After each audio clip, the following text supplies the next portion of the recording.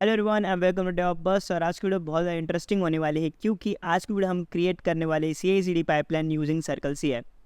वैसे तो आप सोचोगे कि जेनकिंस भी है मार्केट में, तो हम सर्कल CI क्यों यूज़ करें। अगर आपने इससे पहले CI/CD पाइपलाइन बनाई होगी जेनकिंस की यूज़ से, तो आपको पता होगा। जेनकिंस को हमको इंस्टॉल करना पड़ता है सर्वर्स के ऊपर, उसके बाद अपनी जो पाइपलाइन रहेगी वो वर्क होती है। बट सर्कल CI में ऐसा केस नहीं है, क्योंकि सर्कल CI में आप यहाँ पर सर्कल CI की तरफ से फ्री टियर के अंदर अपनी जो डिप्लॉयमेंट रहेगी आप कर सकोगे, और जितने भी सर्वर्स रहेंगे वो सर्कल CI की यूज़ होगी। तो आपको कोई भी यहाँ पर इंस्टॉलेशन की कोई ज़रूरत नहीं रहेगी। आप डायरेक्टली यहाँ पर सर्कल CI को यूज़ कर सकते हैं विदाउट कॉन्फ़िगरिंग एनी सर्वर। तो आज वीडियो हम करने के वाले हैं कि मेरे पास एक स्टैटिक वेबसाइट है जो मैं डिप्लॉय करना चाहता हूँ S3 बकेट के ऊपर अमेज़ॉन की, और इसे हम डिप्लॉय करेंगे using the circle CI CI/CD pipeline. जब भी हम कोई भी नया अपडेट करेंगे तो एक पाइपलाइन हिट होगी, उसके बाद ऑटोमेटिकली हमारी जो साइट रहेगी जितने भी नए चेंजेस करेंगे वो डिप्लॉय हो जाएगी S3 बकेट के ऊपर। तो चलो जान लेते हैं कि आखिर में पूरी पाइपलाइन कैसे वर्क करने वाली है। तो यहाँ पर हम चले जाते हैं, और सबसे पहले हमारा रहेगा लोकल कंप्यूटर या फिर लोकल कोड जिससे हम पुश करेंगे। हम इसे कंसिडर कर सकते हैं as a local machine. And उसके बाद रहेगा हमारा गिटहब।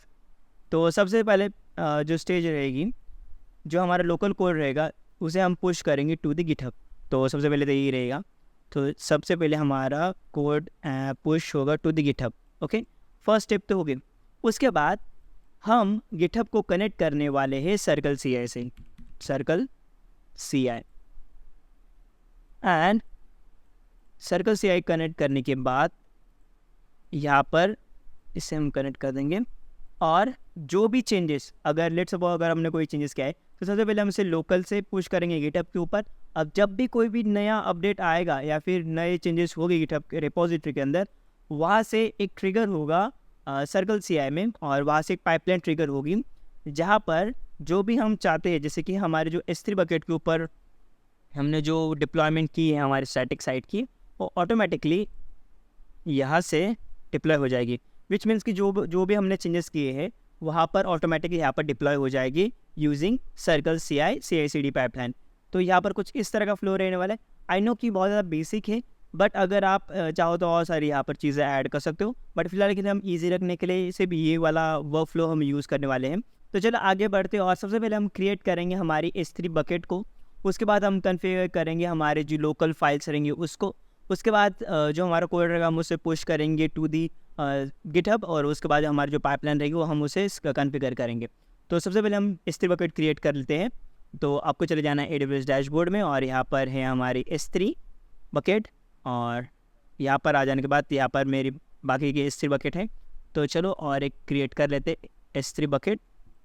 और आपको पता होगा कि S3 बकेट में आप सिर्फ स्टैटिक साइट को यहाँ पर होस्ट कर सकते हो, यहाँ पर कोई भी डायनामिक साइट आप यहाँ पर होस्ट नहीं कर सकते हो। तो चलो इसे नाम देते हैं NFT डैश वेबसाइट। तो मेरे पास ये वाली वेबसाइट है जिसे मैं होस्ट करना चाहता हूँ AWS S3 बकेट के ऊपर। NFT वेबसाइट एंड CI/CD आप चाहो तो कुछ भी नाम दे सकते हो। उसके बाद कुछ इस तरह का आपको ऑप्शन मिलेगा, block public access settings for this bucket. तो हम इसे अनचेक कर देंगे क्योंकि हम चाहते हैं कि हमारी जो बकेट हो पब्लिकली एक्सेस हो। तो इसी वजह से हम इसे अनचेक कर देंगे और यहाँ पर एक्नॉलेज कर देंगे उसके बाद। और यहाँ पर आपको ऑप्शन मिलेगा बकेट वर्जनिंग का, फिर हम फिलहाल के लिए हम इसे डिसेबल रखेंगे। और यहाँ पर आपको डिफ़ॉल्ट इंक्रिप्शन और बाकी की चीज़ मिलेंगे, और हम इसे कोई भी चेंजेस नहीं करेंगे। तो आपको सिंपल करना है यहाँ पर क्रिएट बकेट। तो यहाँ पर कुछ टाइम में हमारी बकेट यहाँ पर क्रिएट हो गई।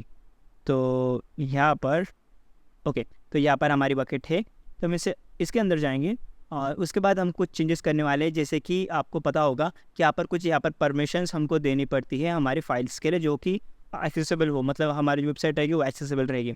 आपको चले जाना है परमिशंस के अंदर, और यहाँ पर जो हम ऐड करेंगे हमारी बकेट की पॉलिसी। तो आपको यहाँ पर एडिट करना है बकेट की पॉलिसी, और उसके बाद यहाँ पर मेरे पास है, मैं आपको दिखा देता हूँ। कुछ इस तरह की बकेट पॉलिसी रहेगी। तो हम इसे कर लेंगे कॉपी, और यहाँ पर हम कर देंगे पेस्ट। और जो ARN रहेगा बकेट का ARN, आपको सिर्फ यहाँ से इसे चेंज कर देना है एंड टू दिस वन, कुछ इस तरह से। ओके, यहाँ पर पूरे चेंज हो गया, और उसके बाद आपको यहाँ पर इसे सेव कर देना है। तो यहाँ पर हमारा जो परमिशन थी हमने इसे चेंज कर दी है। उसके बाद आपको जाना है प्रॉपर्टीज़ के अंदर, और जैसे आप यहाँ पर स्क्रॉल डाउन करोगे तो यहाँ पर आपको एक ऑप्शन मिलेगा स्टैटिक वेबसाइट होस्टिंग का। तो आपको सिंपल यहाँ पर करना है एडिट, और फिलहाल के लिए डिसेबल है, हम इसे करेंगे इनेबल। और यहाँ पर आपको ऑप्शन पूछेगा कि होस्ट स्टैटिक वेबसाइट और direct request for the object. तो आपको फर्स्ट वाला ऑप्शन चूज़ करना है होस्ट स्टैटिक वेबसाइट, और उसके बाद इंडेक्स डॉक्यूमेंट जो आपकी मेन फाइल रहेगी, जिसे हम मेन फाइल कहते हैं, जो कि डिस्प्ले करेंगे, जो कि रहेगी index.html। मोस्टली यहाँ पर index.html ही रहेगी, तो इस केस में भी हम इसे टाइप कर देंगे index.html। और उसके बाद अगर आपके पास कोई एरर डॉक्यूमेंट फाइल हो तो आप यहाँ पर ऐड कर सकते हो, बट फिलहाल के लिए हम इसे कुछ नहीं करेंगे और सिंपल कर देंगे सेव चेंजेस। तो यहाँ पर जितने भी सेटिंग्स है रिगार्डिंग S3 बकेट तो हमने सभी कॉन्फ़िगर कर चुके हैं। उसके बाद अगर आप यहाँ पर स्क्रॉल डाउन करोगे तो यहाँ पर आपका ऑप्शन मिलेगा वेबसाइट एंड पॉइंट का, और जिसे आप यहाँ पर ओपन कर लोगे तो फिलहाल के लिए हमारे जो स्टैटिक वेबसाइट यहाँ पर हमने कुछ नहीं होस्ट किया है, यहाँ पर 404 है, इसमें हमारे कोई कंटेंट ही नहीं है, जो कि हम बाद में ऐड करेंगे वाया दी CI/CD पाइपलाइन। तो इसे हम कर देंगे क्लोज। तो चलो यहाँ पर हमारा फर्स्ट सर्वर कंप्लीट हो गया S3 बकेट को कॉन्फ़िगर करना। तो चलो नेक्स्ट टास्क के ऊपर बढ़ते हैं, और जो जितने भी फाइल्स हमको ऐड करनी है अपने गिटहब रेपो में, और उसके बाद हम उसे पुश कर देंगे टू द गिटहब। तो चलो मैं आपको फाइल्स दिखा देता हूँ। तो मेरे कुछ इस तरह की जो फाइल है, जो कि स्टैटिक साइट है, और यहाँ पर आपको सबसे पहले क्रिएट करनी है एक फोल्डर को, एक डायरेक्टरी को, जिसका नाम रहेगा .circle.ci। तो कुछ इस तरह की डायरेक्टरी रहेगी, और उसके अंदर आपको एक फ़ाइल बनानी है जिसका नाम रहेगा config.yml। और यहाँ पर मेरे पास ऑलरेडी यहाँ पर फाइल है, तो यहाँ पर हम इसे पेस्ट कर देंगे।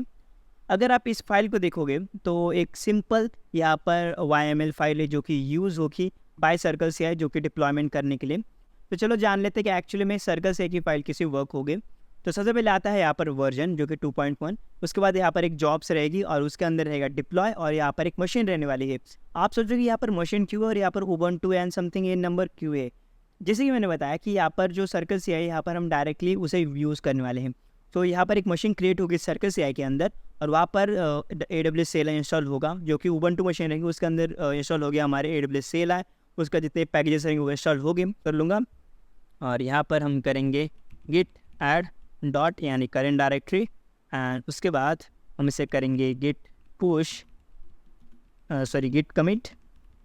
कमिट, और यहाँ पर हम पास कर दें एक मैसेज को, circle CI file is edit. तो चलो इसे फाइनली पुश करते हैं टू द गिटहब। तो यहाँ पर आपको ऐड करना है, यहाँ पर पुश करना है git पुश और origin, और यहाँ पर जैसे आप करोगे और इसे हम रिफ़्रेश कर लेंगे, और यहाँ पर हमारी सर्कल CI की फ़ाइल आ चुकी है। तो सर्कल CI की फ़ाइल एंड config.yml, और यहाँ पर हमारी फ़ाइल आ चुकी है। चलो ये तो हो गया, और उसके बाद आपको चले जाना है सर्कल CI के अंदर। तो यहाँ पर आप सर्कल CI का फ्री का वाला अकाउंट बना सकते हो, यहाँ पर आपको कोई भी चार्जेस नहीं लगेंगे, और यहाँ पर इसके जो क्रेडिट है मोर देन सफिशिएंट अगर आप एक प्रोजेक्ट को होस्ट करना चाहते हो तो। और जैसे आप यहाँ पर लॉगिन कर लोगे तो आपको एक ध्यान रखना है कि आपको लॉगिन गिटहब से करना है, वो ज़्यादा बेटर ऑप्शन है रादर देन अगर आप दूसरा ऑप्शन चूज़ करोगे तो यहाँ पर गिटहब के साथ ही आप लॉगिन कर लेना। और जैसे आप लॉगिन कर जाओगे उसके बाद आपको चले जाना है प्रोजेक्ट्स के अंदर, और जो प्रोजेक्ट हमारा था जो कि है ये वाला NFT वेबसाइट, आपको यहाँ पर करना है सेटअप प्रोजेक्ट। और जैसे आप जाओगे तो यहाँ पर हमारे जो NFT वेबसाइट रहेगी उसे सिलेक्ट हो जाएगी, और यहाँ पर जो हमारी फ़ाइल थी जो कि है सर्कल CI के अंदर config.yml, जैसे कि इसमें है, बट इस सबसे पहले आपको यहाँ पर उसका नाम देना पड़ेगा, जो आपके ब्रांच का नाम रहेगा, जो कि है हमारी मेन ब्रांच। तो यहाँ से हम ऐड कर देंगे मेन, और यहाँ पर मिल जाएगी उसका file .circleci/config.yml found on this branch, और इसके बाद हम इसे करेंगे सेटअप प्रोजेक्ट। और जैसे आप सेटअप प्रोजेक्ट करोगे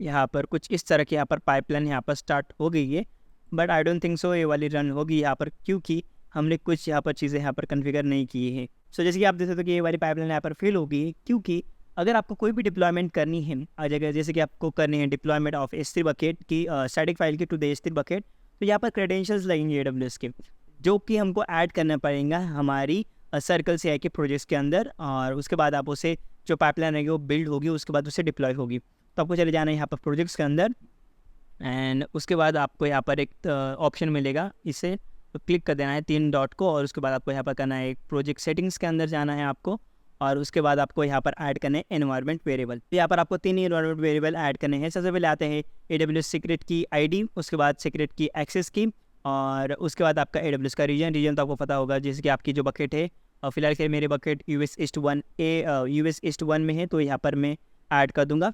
तो आपको यहाँ पर सिंपली यहाँ पर ऐड करना है एनवायरनमेंट वेरिएबल, और उसके बाद सबसे पहले आपको यहाँ पर ऐड कर देना है AWS रीजन, और यहाँ पर हम नाम देंगे US ईस्ट 1, और यहाँ पर कर देना है ऐड।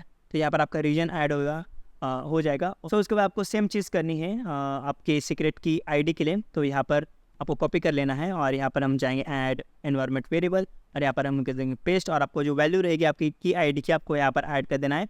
सेम चीज़ आपको करनी है सीक्रेट एक्सेस की के लिए, और जैसे आप ऐड करोगे उसके बाद हम आगे बढ़ सकेंगे। तो मैं एक बार में सभी चीज़ें यहाँ पर ऐड कर लेता हूँ। तो यहाँ पर मैं तीनों चीज़ें ऐड कर चुका हूँ, जैसे कि secret key ID, region and secret access key. तो चलो आगे बढ़ते हैं और फाइनली रन करते हैं हमारी CI/CD पाइपलाइन को, और डिप्लॉय करते हैं हमारे ऐप को to the S3 bucket, not the app, the website को।